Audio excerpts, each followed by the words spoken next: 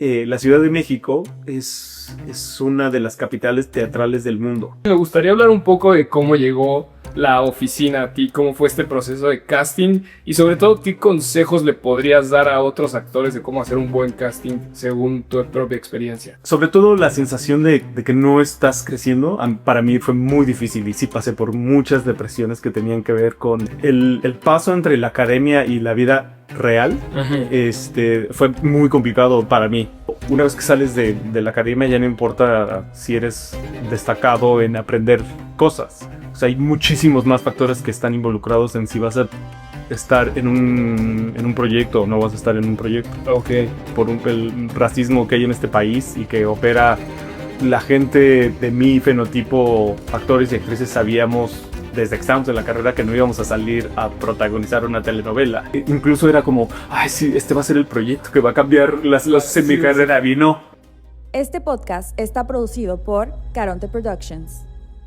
Quetzali, estudiaste con Fiona Shaw, con Eugenio Barba, que son maestros muy importantes del mundo de la actuación. También has estado en múltiples plataformas como Netflix, Amazon, Disney Plus. Has estado en el Teatro de Madrid, en Ciudad de México. Y ahora saliste en este hit que está haciendo la oficina en todo México. Y mi primera pregunta para ti, Quetzali, es ¿cuándo supiste que querías ser actor? ¿Y cuándo supiste que era algo que ya se iba a volver una realidad?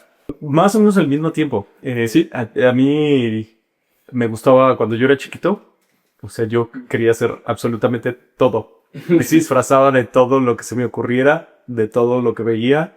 Y me parecía muy divertido. Pero la primera vez que yo pensé, esta profesión debe de ser muy divertida, fue viendo a Jim Carrey en Ace Ventura. Actoras. Él se divertía tanto que transmitía esa diversión hacia afuera. No solo era muy divertido verlo, sino se notaba que él se divertía haciendo lo que estaba haciendo.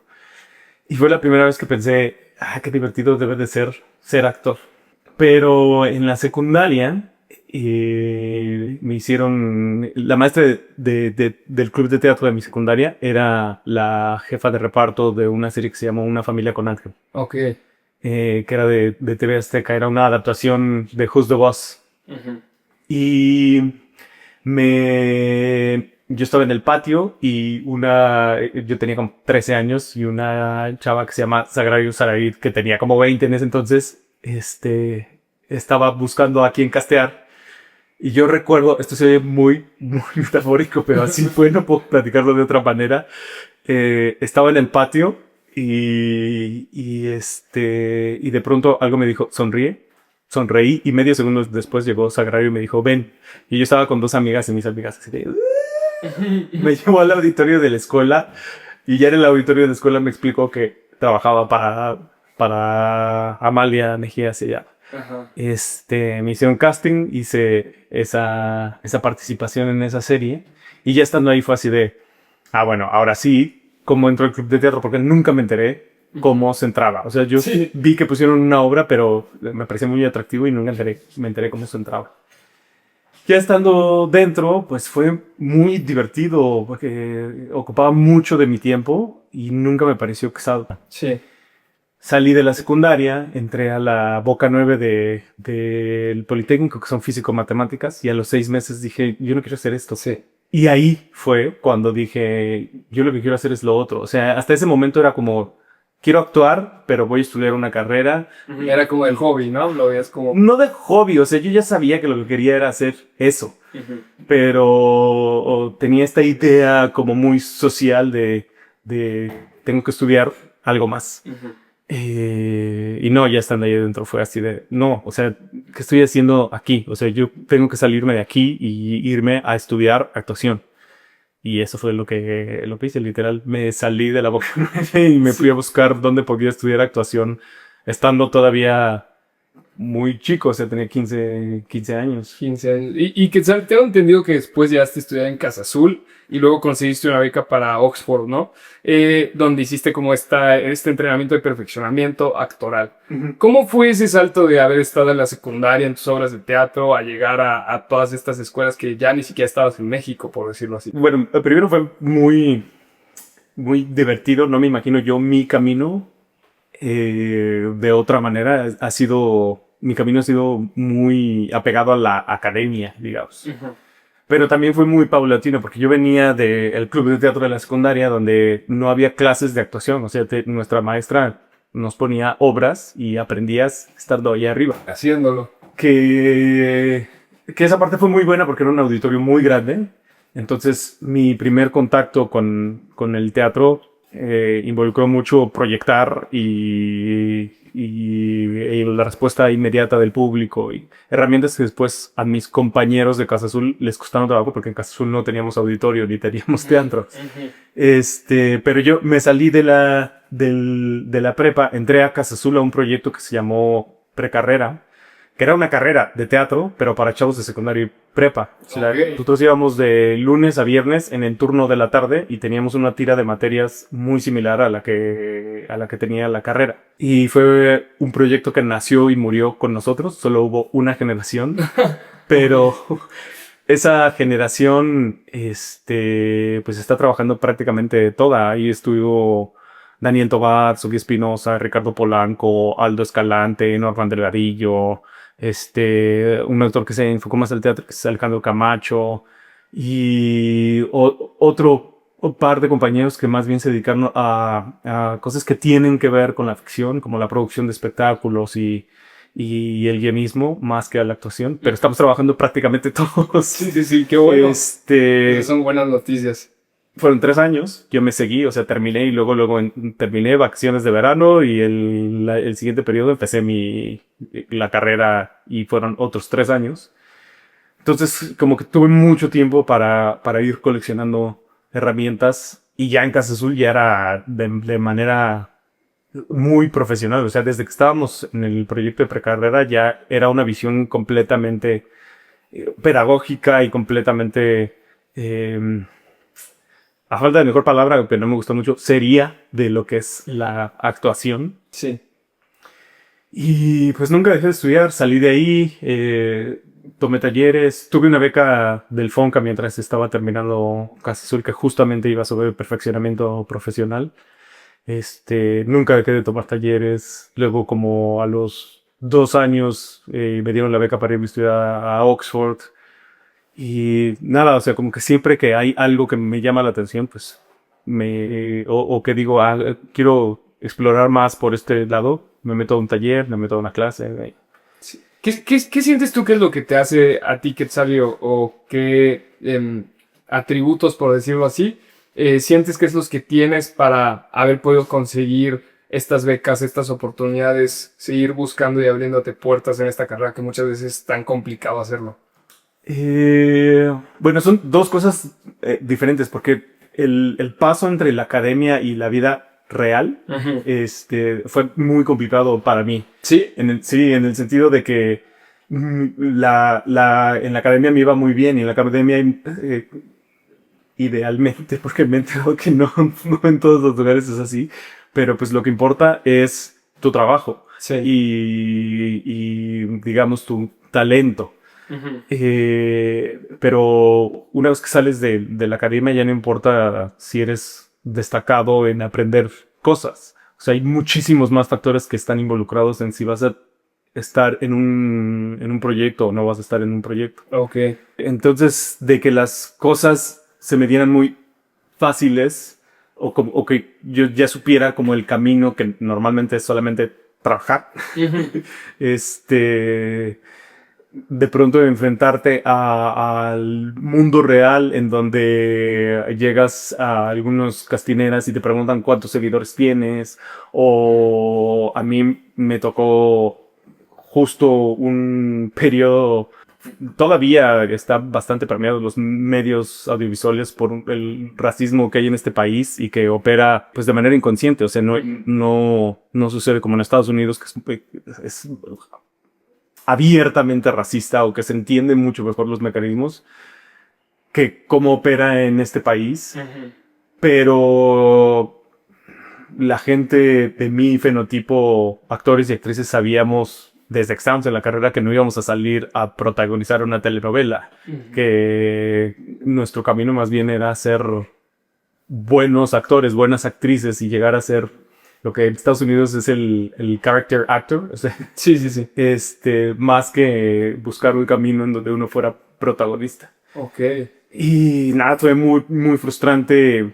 Sobre todo la sensación de que no estás creciendo, para mí fue muy difícil y sí pasé por muchas depresiones que tenían que ver con no estoy creciendo. Afortunadamente no he dejado de trabajar y siempre he buscado si aquí no es acá, pero siempre he sentido que hay un techo de cristal que es muy difícil de romper. Y sí veo que está empezando a haber unos pocos de cambios. Ok. No te lo voy a poner de otra manera. También yo recuerdo que cuando salí de la carrera decía, ay, qué frustrante es que los actores de mi perfil son grandísimos actores porque los conozco, porque los veo en teatro, actores y actrices. Y a lo más que podemos aspirar es que cuando tengamos por ahí de los 40 años, hagamos un proyecto, una película, una serie que de pronto por alguna razón tenga un boom y entonces empieza en una segunda parte de tu carrera. Quisiera decir que en mi caso no fue así, pero pues este año salió la oficina y este año cumplo 40. Entonces, más bien lo que tuve que hacer fue aprender a lidiar mucho con la frustración y a buscar la satisfacción de mi carrera en otro lado que no tenía que ver con el crecimiento. Afortunadamente, sin demeritar mi trabajo, pero sí hay cosas muy fortuitas que me llevaron a hacer la oficina y a que la oficina le esté yendo como le está yendo. Y entonces, ahorita es muy pronto para decir, pero pareciera que sí está siendo un parteaguas dentro de mi carrera, porque hacer proyectos grandes, yo he hecho proyectos Sí. enormes. O sea, Estuviste en Nosotros los Nobles. Diablero, Sí. estuve en series de Disney, o sea, cosas que incluso era como, ay, sí, este va a ser el proyecto que va a cambiar mi carrera. Y no, o sea, siempre para mí había la sensación de, tengo que empezar otra vez como si acabara de salir yo De la universidad. de la carrera y a picar otra vez desde cero como si nada hubiera pasado. Es un camino bien difícil y tocas temas muy, muy importantes que creo que a muchos actores y actrices que están empezando les va a servir, que ahorita más adelante vamos a tocar. Sí. Antes me gustaría saber, me importa mucho esta parte como de grandes mentores y maestros que has tenido. Como mencioné en la introducción, has trabajado, bueno, has estudiado con Fiona Shaw, con Eugenio Barba, que son dos figuras que piensan en el teatro como de formas muy distintas. ¿Qué te dejó cada uno de ellos y cómo convives con esas influencias dentro de ti? O sea, ¿qué agarras de cada uno? ¿Cuál ha sido como el mentor que sientes tú que más te ha dejado herramientas que te han sido útiles en tu carrera? ¿Y cuáles han sido esas herramientas? Depende de qué etapa de mi carrera que estamos hablando. Lo que sí es que, como que intuitivamente desde muy pronto me di cuenta que no había un solo camino. Y que era muy beneficioso para mí tener herramientas y poder usarlas conforme las fueran necesitando. De pronto, pues Eugenio, mi carrera, me refiero a la universidad, tiene sus bases muy asentadas en el teatro. Y de pronto, pues, obviamente sabíamos quién era Eugenio Barba y de pronto si viene y va a dar unos talleres, pues para mí hay que tomar talleres con él. Claro. Pero así como eso, tomé talleres en CEU Voz y de hecho el primer taller que se dio en CEU Voz, yo estuve ahí, fue de Technical Linklater. Pero siempre me ha gustado como pues abordarlo desde diferentes lugares y para mí yo lo que hago es ir coleccionando herramientas porque también yo creo que cada proyecto se aborda de diferente manera y a mí me gusta abordarlo de diferente manera porque creo que el personaje que ves al final, el resultado también se ve diferente dependiendo de las herramientas que estás usando. Últimamente estoy trabajando mucho con una técnica que se llama Practical Aesthetics, que es la técnica del Atlantic Theater de Nueva York, que sobre todo tiene sus bases en los objetivos del personaje. Yo no solo actúo, también hago dirección, también asisto producción, etcétera, etcétera, etcétera.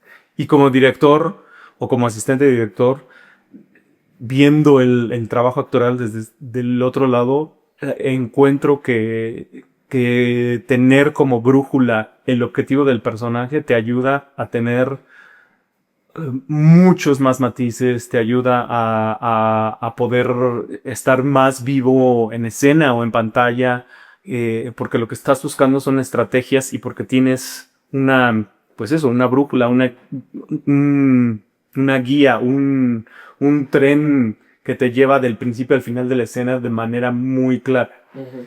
Pero pues no tengo exclusividad con ella. O sea, Sí, sí, sí. justo una de las maestras de Practical Aesthetics nos decía que las herramientas son para cuando no sabes qué hacer. Ujú. O sea, tú llegas, te enfrentas a un texto, empiezas a analizarlo e intuitivamente empieza a haber una respuesta para los actores, o sea, para los profesionales, los que dedicamos a esto, pues obviamente empieza a haber una respuesta intuitiva ante lo que estás leyendo. Ujú. Y eso está muy bien. Hay que confiar mucho en la intuición. Sí.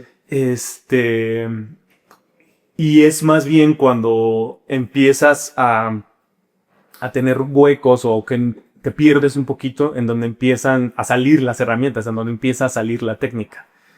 Porque para eso es. Si ya lo sabes, si ya lo estás intuyendo, si ya lo estás, creo que lo mejor es dejarlo fluir. Es cuando te atoras o cuando no ves muy bien el camino, cuando estás buscando otras posibilidades, cuando Acudes a sacas tu cajita de herramientas que, pues, justo todo lo que acabas de decir es eso. Ha sido una colección de pequeños desarmadores, de tornillos, de tuerquitas, Ujú. entonces dices, a ver, creo que con esto. Sí, me encanta eso que dices, creo que funciona mucho.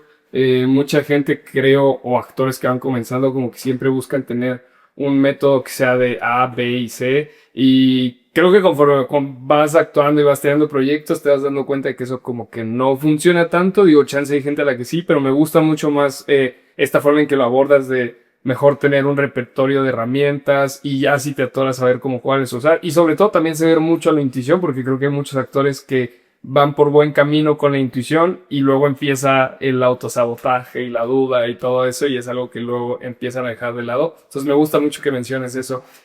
Ahora, Quetzalí, me gustaría hablar un poco de cómo llegó la oficina a ti, cómo fue este proceso de casting y sobre todo qué consejos le podrías dar a otros actores de cómo hacer un buen casting según tu propia experiencia. Ok, la oficina en realidad llegó de una manera muy normal Sí. dentro de el mundo profesional de actuar en televisión o en serie o en multimedias, pues. Yo tengo un manager.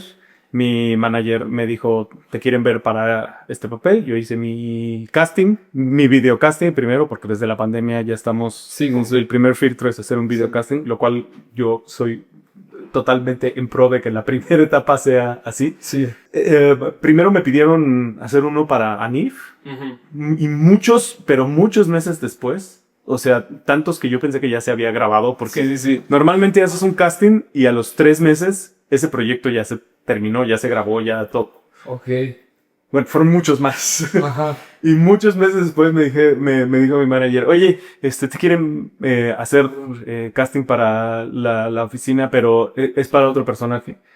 Y pues nada, yo hice este segundo casting. Y ahí ya en realidad fue muy rápido porque la siguiente semana me llamaron a callback. Y después del callback, esa misma semana me dijeron, te quedaste. Entonces en ese aspecto, pues muy normal, digamos. El primer consejo que le daría a la gente que está empezando en esto y que es algo que yo me tardé mucho en llegar a ello, es casting hecho, casting olvidado. Te piden casting, tú haces tu casting y no tiene caso gastar energía en si te vas a quedar o no te vas a quedar. Yo he estado del otro lado, entonces no le llamen a los castineros oye, ¿qué pasó con mi casting? Sí me quedé. Sí, Si te fueras a quedar los Ajá. amigos. Ajá. Si les interesaste, créeme que te van a buscar. No, o sea, de verdad, no vale la pena. Y solo te desgastas emocionalmente. Sí. Por supuesto que hay castings que yo leo y solo de ver una escena digo, ay, esto está bien bonito. O sea, quiero ver el resto, quiero participar en esto. Pero ya no, mi energía ya no se va. Incluso con la oficina, que por supuesto lo vi y dije, ay, estaría bien padre quedarme en este proyecto, pero yo entregué mi casting y Y ya. entregué el primero, el de Adif, por Ajá. ejemplo, y pasó tiempo y ya no me llamaron y fue como, ah, qué mal. O sea, no me quedé, me hubiera gustado hacer ese proyecto, pero bye. Ujú. Entonces, ese sería mi primer consejo. Para hacer casting específicamente, que es, consigan el mejor equipo que puedan tener para acabar sus videocastings, porque ahora es el primer filtro. Que la cámara va a la altura de los ojos, que esté bien iluminado, de preferencia en rebote, o sea que no sea como las luces que tenemos aquí que dan directo a nosotros, sino que estén rebotadas en las paredes para que aparezca una luz muy natural, pero muy bien iluminada. Que el eje de mirada no se vaya, o sea, tienes la cámara enfrente de ti y que tus puntos de vista están o aquí o acá, pero no hasta acá porque ya Sí, te perdemos. Porque también he tomado talleres de casting, uno muy interesante con Gabriela Cartol, que es una actriz enorme además, que decía, lo primero que tienes que elegir es si este casting va parado o sentado. Y sí, o sea, creo que la energía que proyectas si estás sentado o parado es completamente diferente. Entonces, tú lees la escena y dice, me han tocado, está recargado sobre la pared y tiene una botella y va sentado sobre la pared o está recargado sobre la pared y entonces lees y intuitivamente debes de saber la relación que tienes con el espacio. Entonces eso, seguirlo. Usar colores neutros que no se mezclen, o sea, esto por ejemplo no sería una gran idea porque es blanco, aunque tenga las rayitas, que no se mezclen con tu fondo, pero que no tengan estampados, no tengan, o sea, en general, estoy generalizando, o sea, Sí, a sí, las sí. castineras en general no les gusta que estés ya con vestuario desde el primer cast. Ujú. La otra cosa que diría que tiene que ver con lo mismo de los objetivos es encontrar rápidamente cuál es el objetivo de mi personaje y seguir el objetivo de mi personaje. También depende de para qué proyecto, Sí. pero buscar una emoción a mí no es el tipo de actuación que me gusta ver, no es el tipo de actuación que me gusta hacer, me ha tocado hacerlo, existe más en nuestro país que estamos muy permeados por, eh, por la emoción o tenemos muy entendido que el actuar es emocionarse, cosa con la que no estoy completamente de acuerdo. De hecho, tengo bastante distancia con eso. Y además, si lo que buscas es, en esta voy a estar triste, logras estar triste y luego ¿qué? Ya no hay más. O sea, no tiene más matices, no tiene más colores, ¿no? O sea, es un color. Si tú tienes un objetivo, empiezas a buscar estrategias y estás vivo de principio a final de escena. Y confiar en la intuición, porque hay muchos factores que están involucrados en una decisión. Sí. Y pensar que se queda el mejor actor o la mejor actriz, yo que he estado del otro lado, se los juro, no siempre es así. Es que es muy distinto porque puede haber actores y actrices que son mejores para ese papel en específico, pero no quiere decir que sean mejores en general, o no sé, siempre es muy subjetivo. Y además luego la decisión depende de muchas personas, no Sí, solamente sí, sí. del director. Exacto. Entonces a lo mejor el director le parece, esto está genial, esta es la mejor actuación que yo vi en los castings. Pero la productora dice, no, yo quiero a alguien así o así, o sea, Son un montón de cosas. y los otros creativos, la producción ahora que está en las plataformas, la plataforma también tiene una opinión, o sea, hay muchísimos factores. Entonces, no se estresen, que además el nervio es enemigo de la creatividad. Muy relajadamente presenten lo que ustedes saben hacer. Todos, ahí sí lo puedo decir y no es una cosa de superación personal. Todos somos únicos, todos tenemos una combinación particular de factores que nos hace únicos e irrepetibles. Y si esa combinación es la que hace match con quien te está llamando a hacer casting, qué bueno. Y si no, no pasa nada. Pero si además le agregas el factor de, seguro en el casting quieren ver esto. O sea, yo me intuyo esto, pero sí, quieren ver esto. Entonces voy a hacer esto que quieren ver.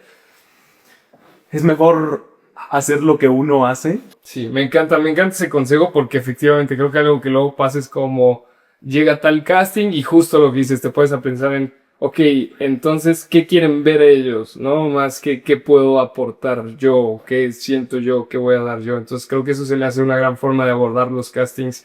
Y Quetzalí, ¿hubo algo que aprendiste o que te llevaste de alguno de tus compañeros de escena de la oficina a la hora de estar ahí?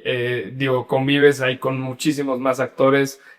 ¿Hubo alguna forma de actuar de alguien, alguna forma, algo que viste, algo que se quedó contigo? Sí, y tiene que ver con la parte que hiciste y que esa parte creo que no la contesté por completo. Mi mayor inspiración, o sea, tengo muchas influencias y tengo influencias muy fuertes. Mi mayor inspiración y mi mayor influencia son mis compañeros. Okay. No solo de la oficina, en general. Yo voy mucho al teatro, intento ir mucho al cine, intento ver mucha televisión. Y el trabajo de mis compañeros, para mí es lo más inspirador y es de donde más aprendo. Específicamente de la oficina, sí, por supuesto, de todos ellos. Honestamente, la parte de la creación de Mondra, de mi personaje dentro de la oficina, es de las cosas más difíciles que yo he hecho. Y además era de una manera muy dual. Era muy sabroso sentirme cobijado por ellos, pero también al principio sí era como, ay, todos, absolutamente todos mis compañeros están en su lugar. Sí. Y yo todavía no me sentía, cuando estábamos por empezar a grabar, todavía no me sentía que había encontrado el personaje. Ajá. Porque todos son maravillosos desde lugares muy diferentes. Y nada, pues es parte de lo que luego se conoce como las tablas, que originalmente era pues literal el tablado de un teatro, pero pues que también en un set o en una locación de cine o de televisión, pues también sucede. No solo aprendes de ti, sino aprendes de lo que están haciendo tus compañeros. Muy probablemente no se va a reflejar dentro de este mismo proyecto, sí, claro. Pero algo de lo que he visto seguramente en algún punto se saldrá por ahí de, sí, yo tenía esta herramienta que vi, ¿Tienes algún en específico que hayas visto o que te recuerdes? Todos tienen, o sea, Fernando Bonilla es un genio de la improvisación dentro de personaje. Ok. Es de verdad, yo lo admiro muchísimo y esa cualidad que él tiene, no porque sea mejor que otras herramientas, es muy suya. Ajá. Sí, en el caso de un proyecto como este es muy útil, ¿no? Exacto. Justo en este tipo de proyectos, también creo que es una herramienta que se le puede sacar mucho jugo a varias cosas, pero en cayó en blandito. Es justo el tipo de herramienta que un actor necesitaba para hacer ese personaje en este proyecto. Paola, que hace a Betty, la recepcionista, a mí desde el principio me sorprendía muchísimo la capacidad que tiene de estar. Solamente de estar. Y hay muchos momentos, que se quedaron dentro del corte final en donde la cámara solo la voltea a ver a ella y ella no está diciendo nada ni está haciendo nada sí. Y solo está. Y es tan profundo su estar que es muy atractivo, que está justo ahí. Todos, o sea... Todos le sacaste. A Armando también, que viene del trabajo de cine muy relajado, su capacidad de crear personajes desde un lugar en donde no se le nota el cierre. Arely también, pero Arely tiene una construcción como un poquito más fársica y es delicioso verla, sus reflexiones. Alexa, que también viene del stand-up.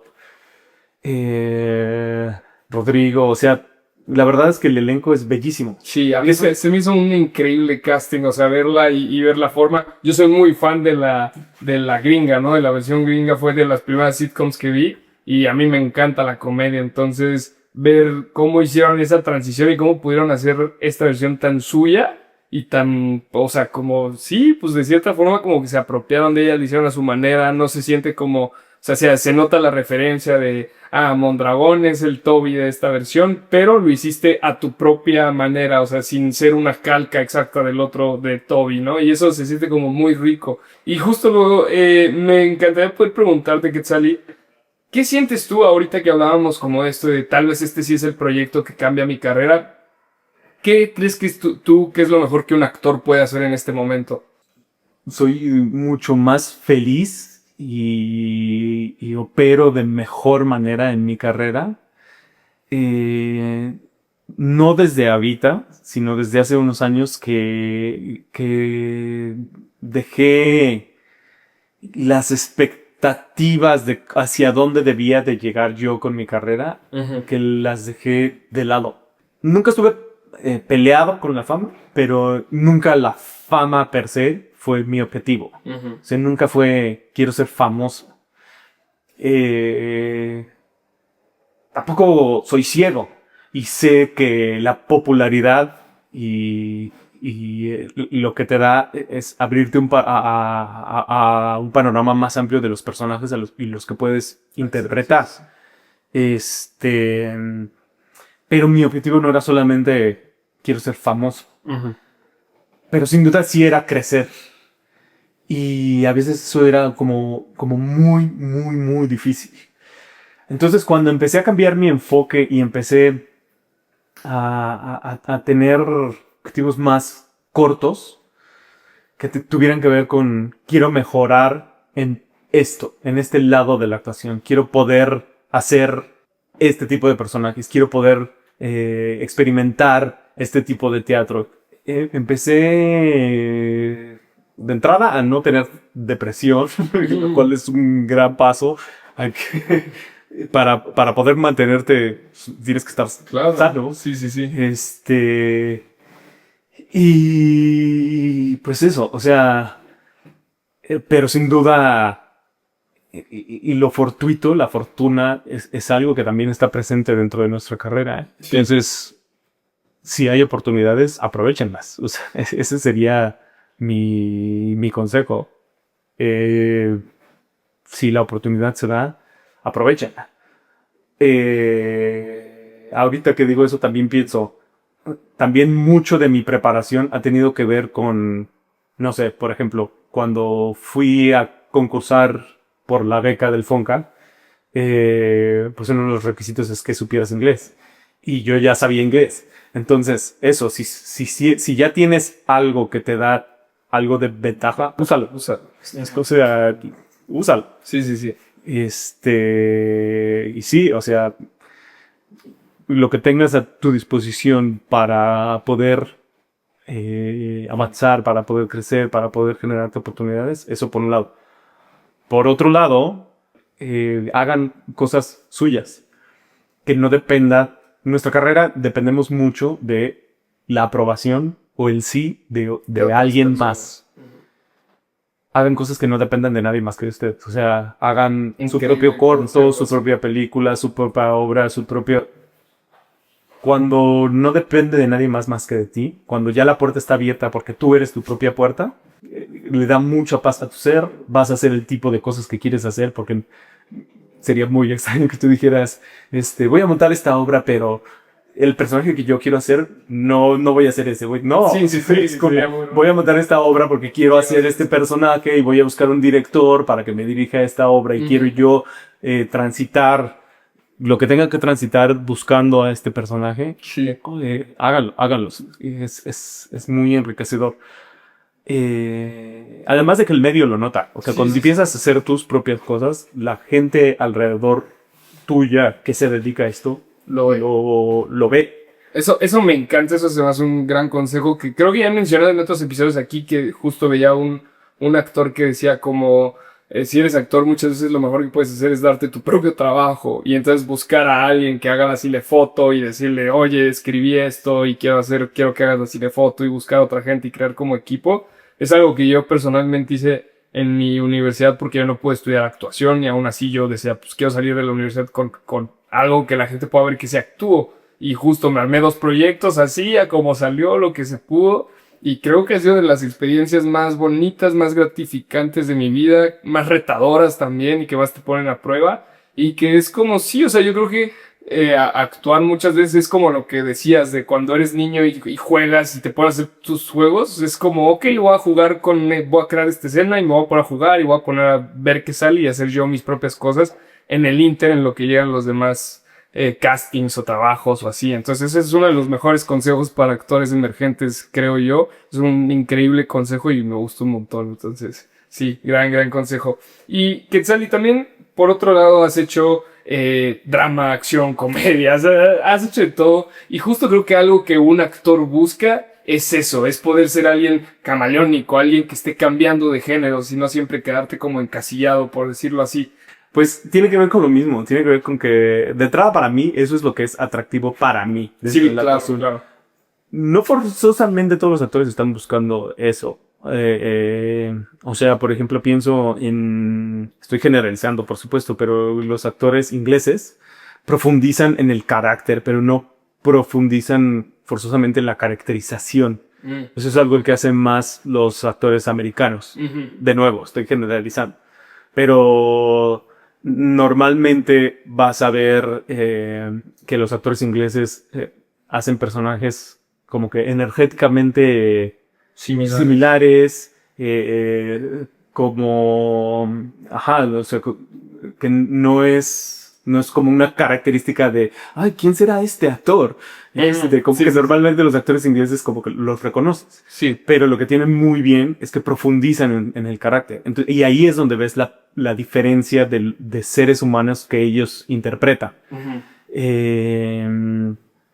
Porque no me parece para nada que Gandalf y Magneto sean el mismo ser. Y sin embargo, tampoco lo ves y tampoco dices, ay, ¿quién será este actor? O sea, lo ves, es Ian McKellen. Sí. O sea, caracterizado de diferentes maneras, pero hay algo ahí que es muy él. Que es muy de él, más bien, no muy él. Y los actores americanos, como que tienen más herramientas para la caracterización. Sí, o también hay mucha herramienta externa, tanto como el vestuario, el maquillaje, muchos, o sea, siento que eso también ayuda a cañón una interpretación. Sí, pero también tienen muchos ejemplos de actores que sí de pronto es así como que de pronto no los reconoces de un papel a otro.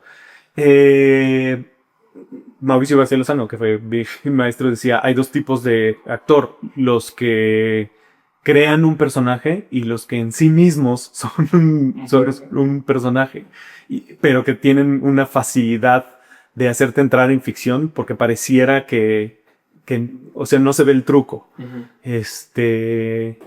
Pareciera que es verdad todo lo que sale de sus bocas.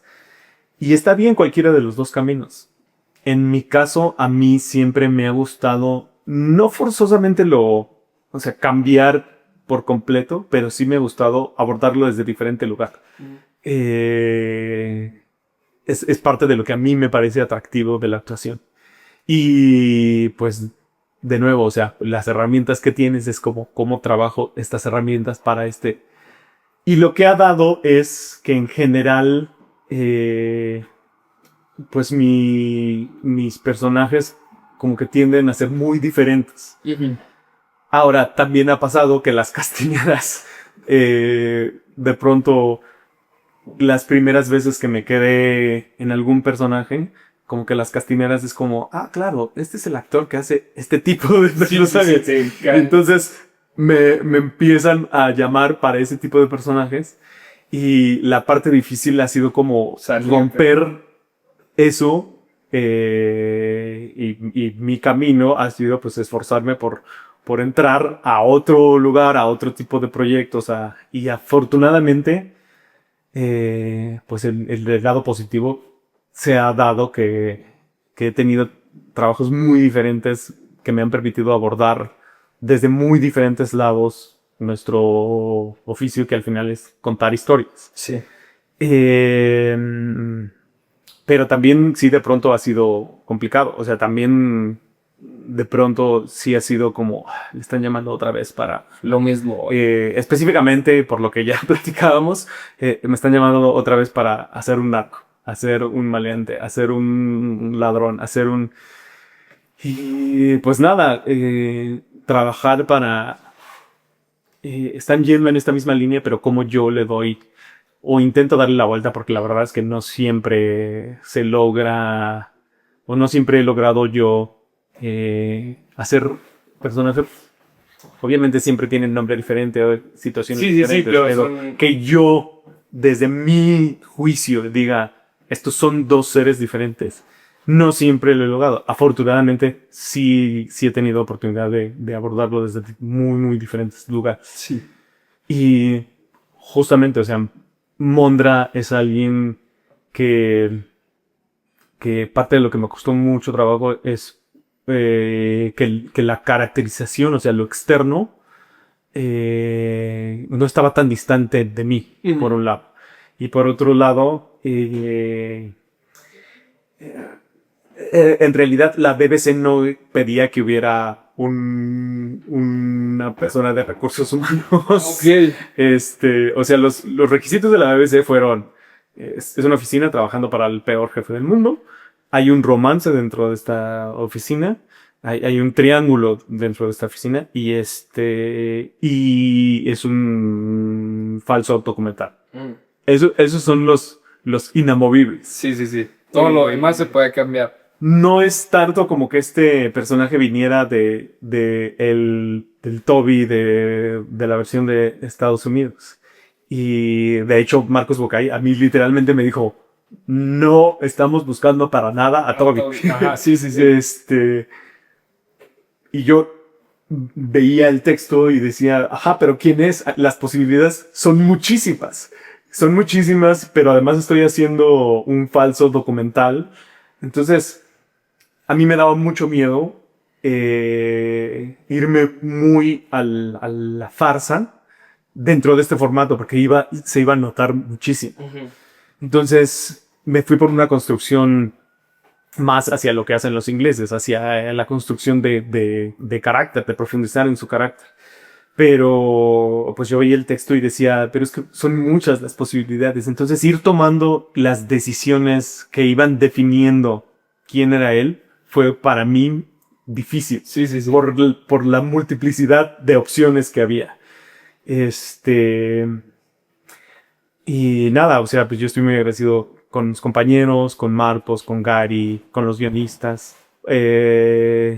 Hubo un proceso que a mí me ayudó mucho a poco ir definiendo, construyendo quién era Mondra. Sí. Y pues es algo que mientras siga habiendo temporadas no está abierto. O sea, el personaje sigue creciendo, sigue cambiando, sigue... Entonces, pues... Así es. Vamos a seguir explorando qué pasa, pero siento yo que al momento en que empecemos la segunda temporada, yo voy a estar mucho más tranquilo como estaba en la primera, cuando empezamos la primera. Sí, bueno, es que la primera es un mundo nuevo, ahorita ya tienes partecitas descubiertas, ya tienes sobre dónde seguir construyendo. Y Quetzal, se hace muy interesante esta parte de la que hablas sobre tratar de salir de los estereotipos. Tengo esta pregunta como, si como actor, ¿crees que hay algo que como actores cada quien puede hacer como para seguir rompiendo estas barreras, o si es algo que está más sembrado a nivel lo que hay detrás de la industria, por decirlo así? Creo que sería muy difícil que como actores rompas barreras, porque lo que tiende a pasar es que de pronto hay un reflector sobre un actor o actriz que es muy buena y casi que se va a oír horrible, pero a veces esa es mi percepción, que le perdonan que tenga un fenotipo que tenga cierto fenotipo. Entonces es como se juntaron las condiciones para que tú brillaras en esto, entonces te vamos a permitir hacer otras cosas.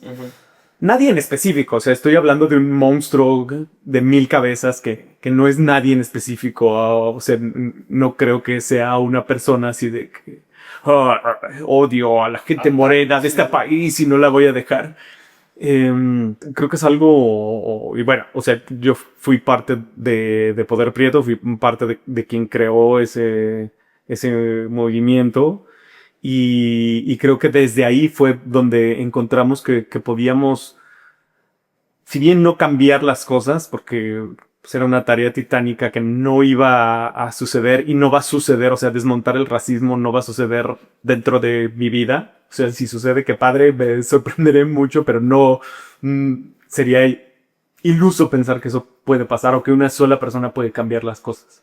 Pero sí creo que las estructuras sociales, pues todos aportamos un poquito para mantenerlas, y creo de la misma manera que también todos podemos aportar un poquito para desmantelarlas. En específico en los medios audiovisuales, creo que lo que se puede hacer pues es invitar hacia la reflexión, cada quien desde su propia trinchera, y creo que la mejor manera que yo encontré pues fue justamente unirme con un montón de otros actores y actrices que tenían estas mismas inquietudes, y que si algo bueno salió de ese movimiento es que por lo menos planteó la duda, planteó el genera conciencia, por lo menos. Ya no es algo ciego, ya se hace un poquito más. No sé si tanto como generar conciencia, pero por lo menos lo que sí sé que generó en la sociedad fue: esto está aquí. Exacto. Creo que es algo que más bien recae como todo sistema de opresión, o como el sistema de opresión, porque en realidad es uno con muchas aristas, y entre ellas están el patriarcado, el clasismo, etcétera, etcétera. O sea, está todo interconectado, no Sí, no es como que los disparos individuales. Pues recae realmente en la gente que tiene el poder el poder económico, el poder político, el poder social, el poder de tomar una decisión, realmente recae ahí. En ese aspecto, por ejemplo, siento que le haya ido también a la oficina. Es un gran avance en el sentido de, siento que va a haber otras producciones que van a decir: mira, sí se puede hacer un producto y llegar a ese nivel de éxito sin tener que ver a las mismas caras en un producto. Porque eso es algo que está ahí permeando cómo se hace en los medios. Sí, es un fenómeno que se me hizo bien interesante, que decían como esta parte de que se dieron, no me acuerdo en qué entrevista lo vi, pero creo que era justo Gary el que decía que se dieron el tiempo de elegir bien a las personas y caras nuevas, y que fue un proceso muy largo de casting. Y es algo que yo le admiro mucho a Gary, porque lo hizo también en nosotros. Sí, y es porque, bueno, aquí en este caso, pues lo que él mencionaba es: ya traíamos un nombre poderoso que funciona, que hay gente que ya conoce, entonces nos podemos dar este lujo, entre comillas, de elegir un casting completamente nuevo, y que justo yo espero que los proyectos empiecen a tomar esos riesgos, porque es chidísimo como ver a alguien decir: esto nunca lo había visto en algún otro proyecto, o no me acuerdo, y wow, da tal interpretación. Que tampoco, desde mi punto de vista, tampoco es una pelea con los actores de trayectoria. Sí, con fama. Es un asunto de: hagamos casting. Y atrevámonos a que y elegir. Esto funciona.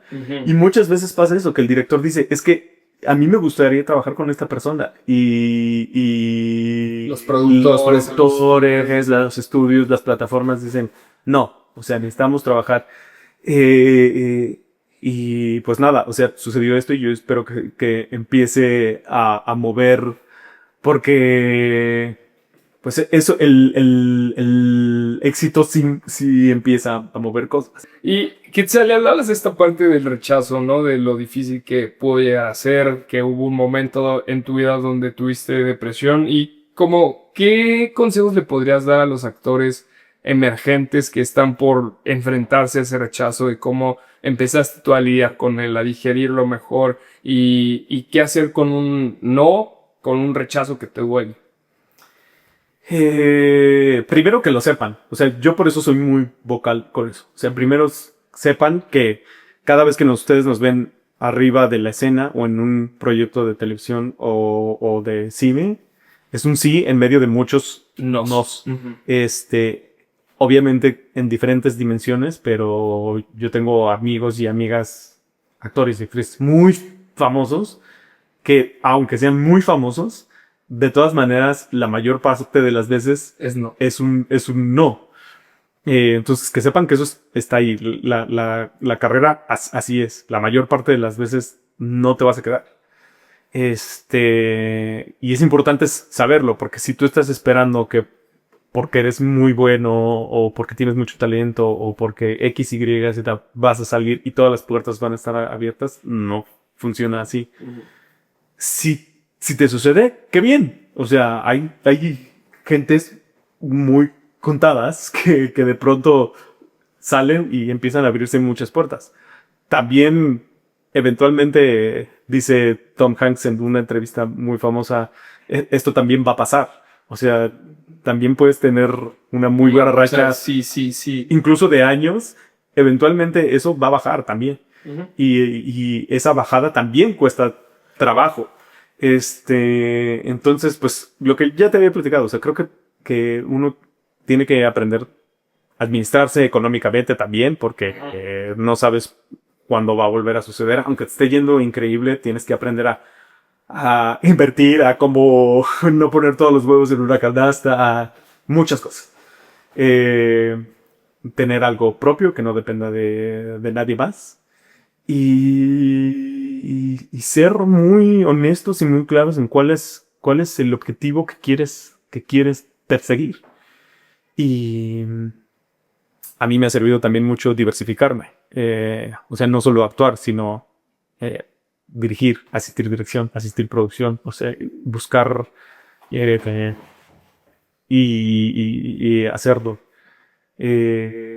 Mientras se deje, porque obviamente no es así de que yo voy a hacer cine y entonces ya hice cine. Sí. Pero buscar entrar en la televisión, en el cine. He hecho ópera. Yo no canto ópera, pero he hecho actuación dentro de la ópera, se llaman figurantes, o sea, extras de ópera. Ajá. Pero también ya me he metido ahí. He constantemente buscado cómo sigo haciendo ficción, pero desde otro lugar. Y eso me ha dado muchos años después. Esa es otra. Sepa, para la mayoría de ustedes, los primeros 5 años, 10 años, no va a ser un camino fácil. La mayor parte de mis compañeros de carrera se quedaron entre los 5 y los 10 años. Y eso pasa porque de pronto ves a tu alrededor y tus compañeros de la preparatoria, sobre todo, ya están creciendo en sus trabajos. O sea, trabajaban en una oficina de mercadotecnia y ya tienen un mejor puesto, ya tienen su coche, ya están pagando su hipoteca de su casa, y tú estás así de no sé cómo voy a llegar a final de mes. Eso es muy común.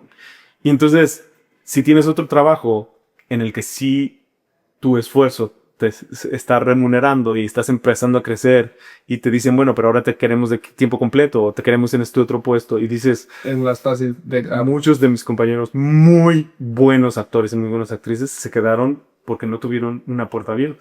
Sí, concuerdo con eso de que no siempre uno puede... O sea, ese consejo suena muy romántico, suena muy bonito, pero pues creo que también se vale como si algo no está jalando y chance la vida te está diciendo mejor por este camino, pues creo que sí se vale también y luego chance puedes crecer un poco en esto y luego regresar a la actuación. Hace poquito de salir una entrevista de una actriz que le decía a un chavo de 20 como güey, relájate un chico, yo empecé hace 10 años, me explico, apenas. Sí. Entonces, es como sí, o sea, todo confía en que se puede dar a su tiempo y que si necesitas salirte un rato, o sea, yo también ahorita lo he vivido, es como que yo decía, voy a llegar y voy a empezar a actuar, y dije como, madres, pero no estoy ganando dinero ahorita, mejor sigo enfocándome en mi contenido, y he tenido un poquito abandonada la actuación, es como un sacrificio consciente de, ok, le estoy dando acá para tener con esta estabilidad y luego regreso, ¿no? Y como que cosas así, yo creo que uno va encontrando su camino y se puede, ahora sí que se vale, ¿no? Entonces sí. Quiero pasar un poquito en una parte como de ciertas anécdotas. Me gustaría saber de todos los sets en los que has estado, porque has estado en muchos. ¿Cuál fue como el más extraño, tal vez el más peculiar, el que nunca se te va a olvidar, dirías tú? Ahora que hice 20.000 leguas de viaje submarino con Disney, que grabamos una parte en los estudios Churubusco, para mí fue muy sorprendente entrar y verlos así, un estudio completo, casi en su totalidad pintado de verde, y con Wow. todos los sets hechos ahí. O sea, eso fue muy impresionante. Diablero, en el sentido de, sobre todo recuerdo mucho, o sea, recuerdo muchas cosas de ese proyecto porque fue un proyecto que yo disfruté muchísimo desde muchos lugares. Pero en cuestión de los sets, cuando tocaban hacer escenas de riesgo, que a mí me gustan mucho involucrarme y si a mí me dejan, yo me avento lo mío. Entonces, que te cuelguen de una grúa para que caigas en un techo, o sea, Qué chido. recuerdo ese. Haciendo ópera, justamente hicimos un Don Giovanni hace muchos años. Bueno, lo hicimos dos veces. La primera vez en 2009 y la segunda en 2015. Con una escenografía de Jorge Ballina, que además es ahora uno de mis mejores amigos. Y que teníamos, todo se hacía con camas. Y las camas se transformaban en los lugares de la ópera de Don Giovanni. Y arriba de nosotros había un espejo de 2 toneladas. O sea, es de los que tengo muy, muy, muy grabados. Y esta carrera te da de pronto ese tipo de Anécdota, ¿no? anécdotas de viaje y de ponerte en lugares, a veces ni siquiera forzosamente actuando, pero de ponerte en lugares muy sorprendentes. ¿Cuál es una de tus anécdotas favoritas para contar de las que has vivido en tu trayectoria? Eh, grabando en Durango, estábamos grabando Soldados o Zombies. Y estábamos Héctor Holten, creo que Fátima Molina y yo. Estábamos comiendo en un restaurante fuera de grabación. Y estábamos comiendo ahí. Héctor venía de hacer una telenovela de Narcos. Fátima creo que también. Yo había hecho un par. Y de pronto el mesero se acercó con nosotros y nos dijo, oigan, su cuenta ya está pagada. Entonces, así de, gracias, pero sí, las personas de allá la pagaron. Nosotros, ok.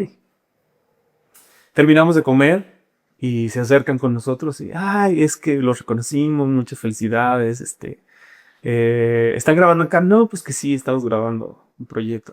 Qué bien, qué bien. Y Héctor les preguntó, ¿y ustedes a qué se dedican? Y dice, pues más o menos a lo mismo que ustedes. Y nos quedamos así de, okay, porque obviamente no eran actores ni creadores audiovisuales. Y ya por otro lado, Diableros, por ejemplo, eran 3 horas de maquillaje cada que grabamos. Wow.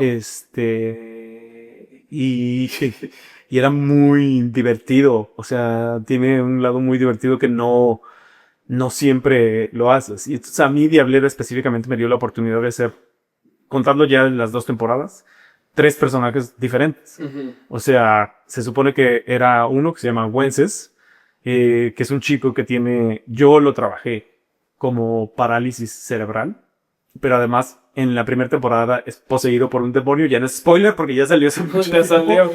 Al contrario, si a lo mejor les parece atractivo, vayan a verla porque es de los proyectos que a mí me ha gustado estar involucrado.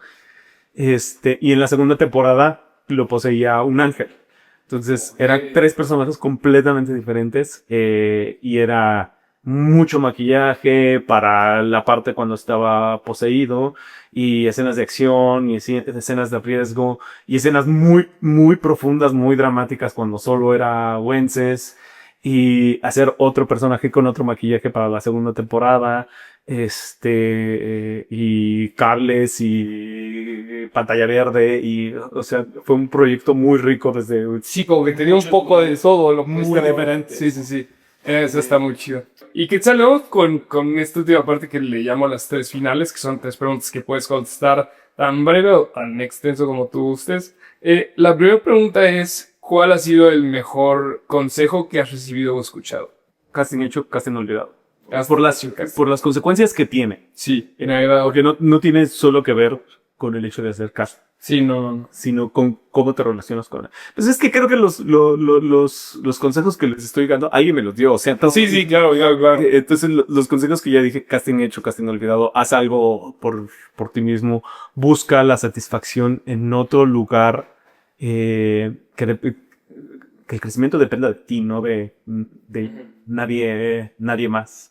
Y hablando ahora del otro lado, Quetzal, ¿cuál ha sido el peor consejo o algún mal consejo que has recibido o escuchado? Más que consejo, o sea, yo diría que el consejo es tengan cuidado de ver a alguien o a alguienes que tienen la verdad. Esta es la verdad de la escena. Sí, Esta es la verdad de la actuación. Esta es la... Ahí, sí, o sea, tengan mucho cuidado con lo que sale de esas bocas. Ok, me parece. Sí. Y por último, Quetzali, si pudieras hablarle al Quetzali que estaba empezando, que todavía no sabía si esto iba a funcionar, ¿qué le dirías?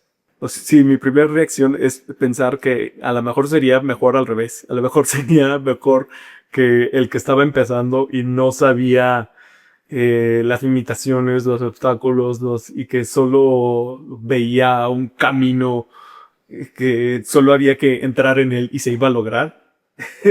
Creo que a veces sería más Útil que güey, que Útil. fácil. que me dijera algo a mí que... Sí, horrible que...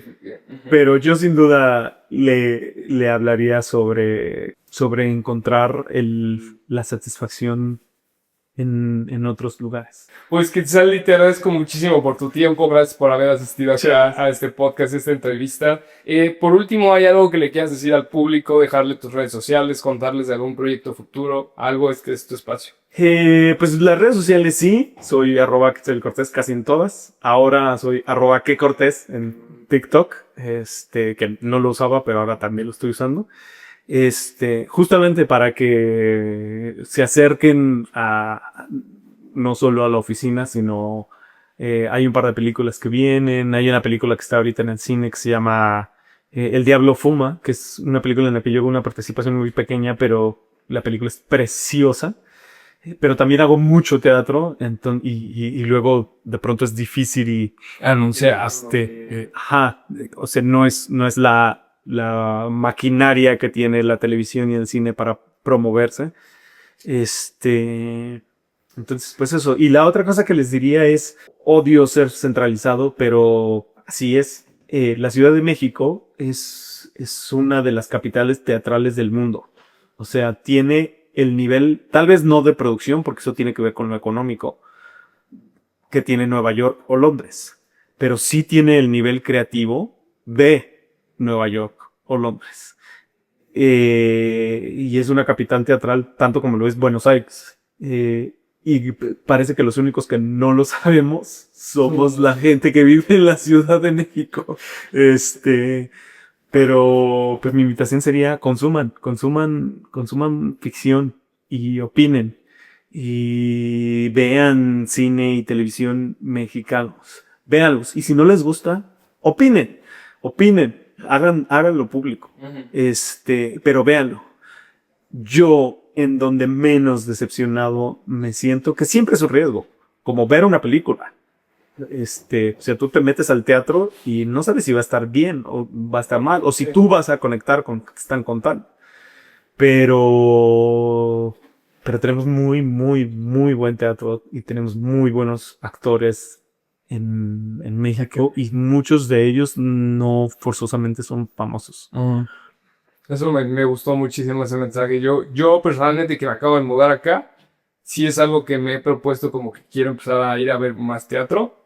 Y sí, luego uno como que, o sea, internet, ¿no? Pero luego como que uno se le empieza a llenar el día y la rutina y como que lo pospone, pero sí es increíble el nivel aquí de cosas que hay. Y sí, sin duda alguna, yo creo que cualquiera que quiera estar en este medio, pues tiene que de cierta forma consumirlo también un poco. Entonces, te agradezco mucho, Quetzali. ¿Algo más que quieras agregar? No, nada más. Muchísimas gracias, Quetzali.